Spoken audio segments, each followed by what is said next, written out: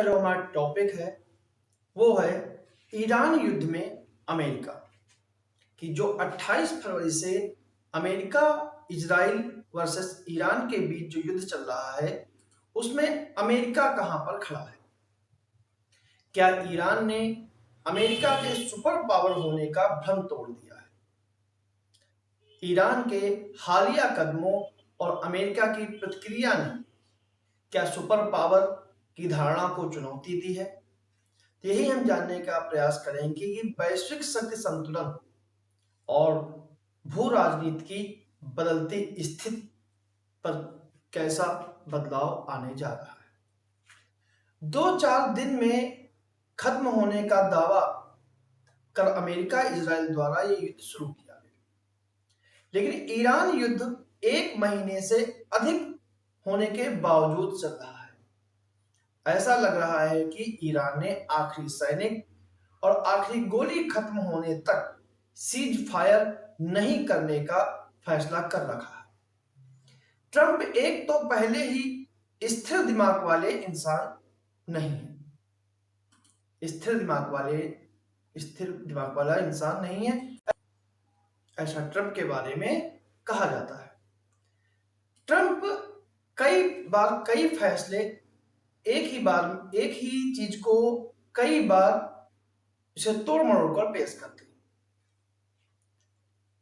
दूसरे, ट्रंप में घमंड और बड़बोलापन भरा हुआ है, जिसकी वजह से वो ईरान पर हमला करके फंस चुके हैं। अब उन्हें समझ में नहीं आ रहा है कि जंग को बीच में रोककर भागे या फिर जंग को जारी रखें। अगर जंग छोड़ते हैं तो अमेरिका के वर्चस्व पर संकट आ जाएगा, और अगर जंग जारी रखते हैं तो भी उनको जल्दी ही जीत मिलने की कोई संभावना नजर नहीं आ रही। ऐसे में वो दावा करते हैं कि उनका ईरान पर हमले का मकसद पूरा हो गया है, जिसमें वे कहते हैं कि ईरान का परमाणु प्रोग्राम, मिसाइल भंडार और सैनिक क्षमता सब कुछ पूरी तरह से नष्ट किया जा चुका है। लेकिन जब ईरान लगातार इजराइल और खाड़ी देशों में स्थित अमेरिकी बेसेस और पर तेज हमले करता है तो अमेरिकी राष्ट्रपति डोनाल्ड ट्रंप के दावों पर विश्वास करना कठिन हो जाता है। इसके बाद ट्रंप एक नया झूठ बोलते हैं कि ईरान से सीज फायर की बात चल रही है, लेकिन ईरान बिना देर किए किसी भी तरह का समझौता करने की वार्ता का खंडन कर देता है।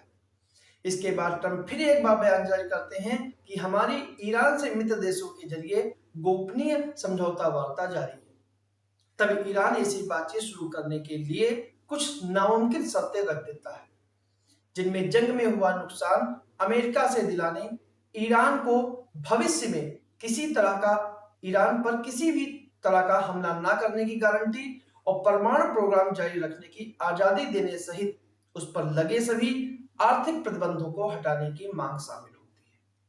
इसके साथ ही वह होर्मुज जलडमरू मध्य पर लगातार अपना कब्जा जारी रखे हुए है और वहां से गुजरने वाले जहाजों से टोल वसूली कर अपना पिछला कई दशकों से जो उसका नुकसान पूरा करने की छूट चाहता है।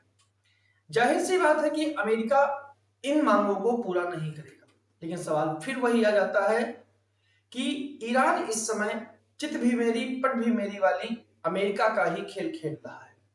जैसे अमेरिका का यह मनमानी का रिकॉर्ड रहा है कि वह दुविधा की हालत में फंस चुका है। अमेरिका में ट्रंप के खिलाफ नो किंग्स प्रोटेस्ट के बैनर के तले लगभग 80 लाख लोग सड़कों पर उतर आए। इससे ट्रंप को मिड टर्म चुनाव में हारने का डर भी सता रहा है। उधर नाटो भी अमेरिका का साथ नहीं दे रहा है। इसके साथ ही ईरान के हमलों से बचाने में नाकाम जो खाड़ी देश हैं वो भी अमेरिका से बुरी तरह नाराज है। इसके साथ ही दुनिया में तेल संकट पैदा होने से और उनके रेट बढ़ जाने से अमेरिका के मित्र देशों का दबाव भी ट्रंप पर पड़ रहा है। इसलिए ट्रंप हर हाल में जल्दी से जल्दी जंग रोकने का जो उन पर दबाव है वो बढ़ता जा रहा है।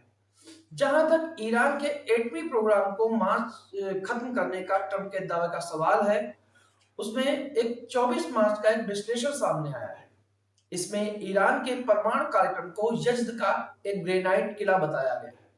ईरान ने अपना एटमी प्रोग्राम इमाम हुसैन बेस नाम के एक मल्टी लेवल बंकर के में कई सुरक्षा परतों से लैस कर रखा है।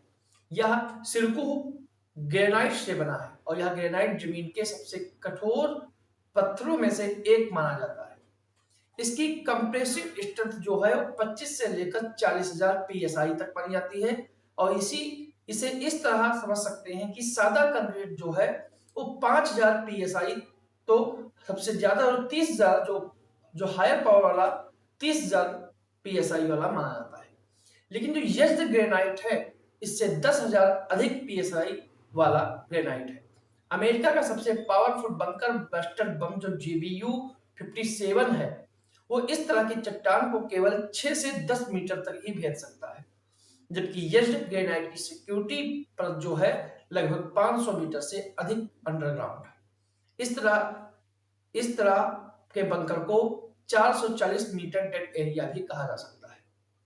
इस सिस्टम से ईरान लॉन्चर रेल पर पहले निकास के द्वारा आता है, फिर सतह से ऊपर आता है और मिसाइल दागता है।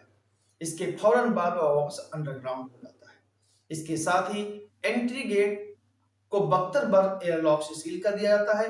यदि प्रवेश द्वार किसी हमले से क्षतिग्रस्त हो जाता है तो उसके अंदर से हाई पावर वाले कंक्रीट से तत्काल मरम्मत करके सील कर दिया जाता है। यह पूरी प्रक्रिया दुश्मन के जवाबी हमले में लगने वाले समय से आधे से भी कम समय में पूरी हो जाती है।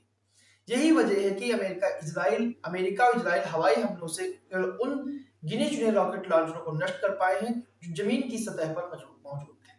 यह भी बताया जाता है कि तकनीक के मामले में चीन, रूस और उत्तरी कोरिया ईरान को सहायता कर रहे हैं, जिससे वह दुश्मन के ठिकानों को खोजने, निशाना लगाने और आयरन डोम जैसे इंटरसेप्टर हैं उनको चकमा देने में काफी हद तक सफल हुआ है। ट्रंप ईरान की रणनीति से बौखलाकर कभी उसको परमाणु हमले की धमकी देते हैं, कभी उसके सबसे बड़े एनर्जी सेंटर को पर आक्रमण करने की धमकी देते हैं, कभी खर्ग पर हमला करने की या उस पर कब्जा करने की बात करते हैं। ट्रंप अपनी सेना ईरान भेजने का इरादा भी जता चुके हैं, लेकिन वियतनाम, इराक और अफगानिस्तान की कई दशक की नाकामी उनके इन कदम को रोक देती है।